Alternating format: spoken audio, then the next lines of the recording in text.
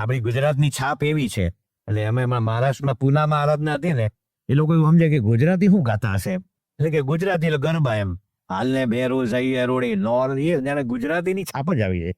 અમે બધા મુંબઈથી બધા કલાકાર આવેલા, એને સમજાયું આમ તેમ, પણ આપણી ઇમ્પ્રેશન કલા ખાતે બહુ સારી નથી એમ ગુજરાતીની.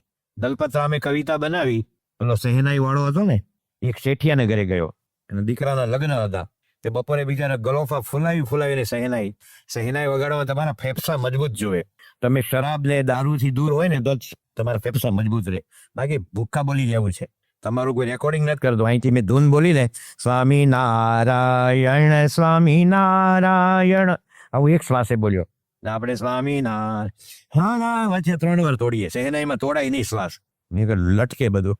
અટલ બિહારી વાજપેયી વડાપ્રધાન હતા અને દિલ્હીમાં તમામ વિશ્વના જેટલા દેશોમાં હિન્દુઓ છે એ વેસ્ટ ઇન્ડિઝ હોય, ટ્રિનિડાદ હોય, જાવા, બર્મા, સુમાત્રા, દુનિયાભરના ઇન્ડિયન્સને ભેગા કરેલા. એમાં બિસ્મિલ્લા ખાને 82 વર્ષની ઉંમરે 20 મિનિટ સહેનાઈ વાદન કરેલું. બધા સ્ટેન્ડિંગ ઓવેશન આપ્યું, ઉભા 82 વર્ષે આ ફૂક વાગે. આપણે હું ભાઈ ફૂક વગાડવાનો રહી.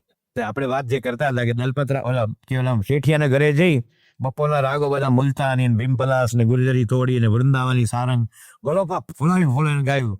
તો ગુજરાતી બોલ્યો કે પોલું તો સૌ વગાડે, સાંભેલું વગાડતો સાચો. પોલું છે માટે વાગે છે, સાંભેલું ન વાગે. વાગે ખરું પણ ફેરવીને એક ભાઠામાં નાખ્યું હોય ને તો સારી પેટે વાગે એમ.